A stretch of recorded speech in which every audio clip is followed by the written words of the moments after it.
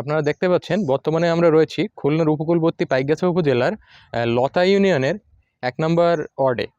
তো এখানে আমরা দেখতে পাচ্ছি যে একটি বেড়িবাঁধ যেটি কিনা ধ্বংসের সম্মুখীন হয়েছিল, যেটি একেবারে ভেঙে গিয়েছিল হয়তো বলা চলে। এবং এখানে স্থানীয় বাসিন্দাদের কাছে শুনে যেটি বোঝা যাচ্ছে যে এই বেড়িবাঁধটি এই রেমালের সময় ভেঙে গিয়েছিল। তো তারপরে তারা নিজেরা এটিকে সংস্কারের চেষ্টা করেছেন। এটাকে দেখে বোঝা যাচ্ছে যে এটি কিন্তু খুব একটা টেকসই হয়নি সমাধানটা। যেহেতু নিজেরা সমাধানের চেষ্টা করেছেন, নিজেদের সর্বস্ব বাঁচানোর জন্য চেষ্টা করেছেন, তো এটি টেকসই হয়নি। তো এখানে টেকসই বেড়িবাঁধের কথা এখানে জনগণের সাথে কথা বলে যেটা বোঝা গেল যে তারা সবাই একটাই দাবি যে এখানে টেকসই বেড়িবাঁধ দরকার, প্রয়োজন। এছাড়াও আপনারা দেখতে পাচ্ছেন এখানে যে নদীর যে উচ্চতা, এই নদীর উচ্চতার সাথে এই যে মাঝখানে যে একটি অবদা রয়েছে, এটির সাথে দেখুন জনবসতি একেবারে প্রায় সমানে, এবং এই নদীর উচ্চতাও কিন্তু এই অবদার প্রায় সমান। তো এর ফলে কি হচ্ছে, যখন ভরা মৌসুমে ভরা জোয়ার হচ্ছে, তখন কি হচ্ছে যে নদীর পানি, এই লবণাক্ত পানি এই লোকালয়ে ঢুকে যাচ্ছে। এবং এই লোকালয়ে আরও একটি বড় সমস্যা হলো যে এখানে খাবার পানির খুবই সংকট। এখানে বিশুদ্ধ খাবার পানির খুবই সংকট রয়েছে, যে কারণে তাদের খুবই সমস্যার মুখোমুখি হতে হচ্ছে। বিভিন্ন ধরনের পানিবাহিত রোগ জীবাণুরও শিকার হচ্ছেন তারা। স্থানীয় বাসিন্দা।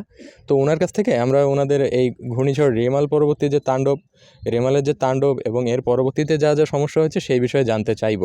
হ্যাঁ, তো আপনারা এখানে আমরা দেখতে পাচ্ছি যে এই একটি মনে হচ্ছে এটি একটি বাঁধ। তো এটি মনে হয় ভেঙে গিয়েছিল। হ্যাঁ, তো এটা ভেঙে যাওয়ার ফলে আপনাদের তো অনেক ক্ষতি হয়ে গেল। অনেক তো ক্ষতি। কী ধরনের ক্ষতি হলো যদি বলতেন? ও গের ফাড়ি মাছ টাছ নাই, সব চলে গেল।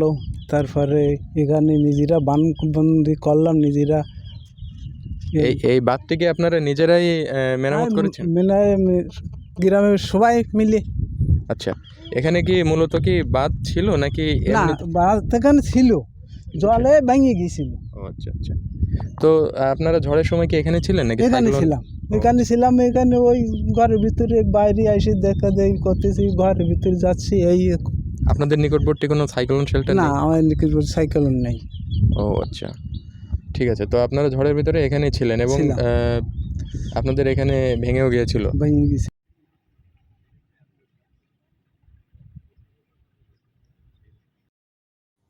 ঘূর্ণিঝড় রেমাল বাংলাদেশের উপকূলে আঘাত হেনেছে প্রায় ১ মাস আগে। রেমালের আঘাতের ১ মাস পেরিয়ে গেলেও উপকূলে থেকে গিয়েছে এর ধ্বংসের চিত্র। প্রতি বছর ঘূর্ণিঝড়ে উপকূলের মানুষ ভেঙে তছনছ হয়ে যায়, তারপর আবার মাথা উঁচু করে দাঁড়ায়। এভাবে বছরের পর বছর এই একই ঘটনা ঘটতে থাকে। বিভিন্ন ব্যক্তি এবং প্রতিষ্ঠান উপকূলের মানুষের এই সমস্যা সমাধানের আশ্বাস দিলেও এই সমস্যার আর সমাধান হয় না। লোকালয়ে লবণ পানি ঢুকে জমি হয়ে পড়েছে চাষের অনুপযোগী। এর প্রভাব পড়েছে উপকূলের অর্থনীতিতে। উপকূলের মানুষ এখন আর ত্রাণ চাইছে না, তারা তাদের এই সমস্যার স্থায়ী সমাধান অর্থাৎ স্থায়ী বেড়িবাঁধ চাইছে, টেকসই বেড়িবাঁধ চাইছে।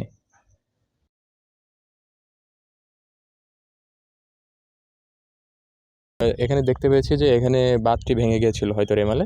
তো এই বাঁধটি আপনারা নিজেরাও সংস্কার করেছেন? জি, গ্রামের লোকজন থেকে সংস্কার করছে। আর জোয়ারের পানি তো ভিতরে ঢুকছিল। আর ওই সময় দেখা যাচ্ছে আমাদের স্থানীয় কিছু মনে করেন প্রভাবশালী লোকজন ছিল বা স্থানীয় নেতৃবৃন্দ ছিল, তারা আর কি বস্তা টস্তা দিয়ে আটকায় রাখছিল প্রথম জোয়ার। তারপর আপনার ৫ থেকে ৭ দিন পর গ্রাম থেকে মানে অন্য গ্রামের লোকজন বা আমাদের গ্রামের লোকজন সবাই মিলে এইখান থেকে যে দেখতে পাচ্ছেন এই ঘের থেকে মাটি নিয়ে আর কি বাঁধ আপাতত দেওয়া হয়েছে, কিন্তু স্থায়ীভাবে কোনো সমাধান হয় নাই। দেখা যাচ্ছে অর্ধেক দেওয়া আছে কিন্তু অর্ধেক দেওয়া নাই। আপনারা এটির স্থায়ী সমাধান চাচ্ছেন? জি জি কারণ আপনাদের এবার রেমালে যতটুকু ক্ষতি হলো তার আগের ঘূর্ণিঝড়গুলোতেও কি এই বাঁধটা একই ধরনের ক্ষতির সম্মুখীন হয়েছিল? জি, ব্যাপক ক্ষতি হয়েছিল। এখানে যারা স্থানীয় যারা রয়েছে বাড়িঘর, এখানে আমাদের বাড়ি ওইখানে আশেপাশেই, দেখা যাচ্ছে আমরা ঝড়ের সময় কী করি, আমরা সবাই রাস্তায় এসে আশ্রয় নিই, তারপর ঝড় থামলে আবার বাড়িতে যাই। দেখা যাচ্ছে রান্নাবান্না করা যায় না বা ঘরের ভিতরে পানি চলে যায়। দেখেন এই যে বাঁধের পাশে এই একজনের বাড়ি রয়েছে, এখানে বাড়ি সম্পূর্ণ মানে বাঁধে নিয়ে গেছে, ভেঙে চলে গেছে। বা এখানে এই যে মানে বিলের ভিতরে অনেক ঘের রয়েছে, আমাদের এখানে অবশ্য মাছ চাষ হয় বেশি, কিন্তু এখানে ঘের থেকে মনে করেন সব তলিয়ে যেয়ে মাছেরও ব্যাপক ক্ষতি হয়েছে। সেক্ষেত্রে দেখা যাচ্ছে আমাদের সবাই মিলে একটা বিপদের ভিতরে রয়েছে। আপনারা এটির একটি স্থায়ী সমাধান জি চাচ্ছেন? জি, আমরা এই সমাধান চাই। ঠিক আছে, আপনাকে ধন্যবাদ।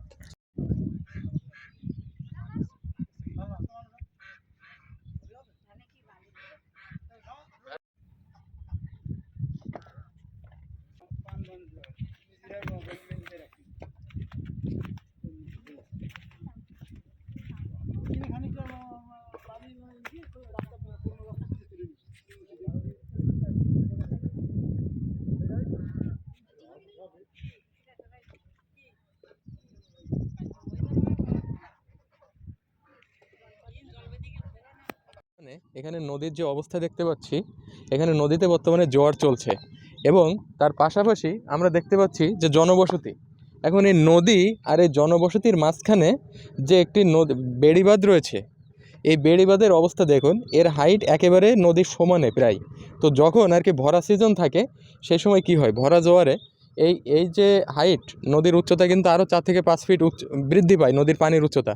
তখন কি হয়, এই পানি, এই নদীর পানি এই লোকালয়ে প্রবেশ করে। তো এখানে আমরা দেখতে পাচ্ছি যে এখানে যে বেড়িবাঁধ রয়েছে, এটি আসলে ওনাদেরকে বাঁচানোর জন্য এনাফ না, যথেষ্ট না। তো এখানে আসলে একটি বেড়িবাঁধ, খুব সুন্দর মানের বেড়িবাঁধ দরকার।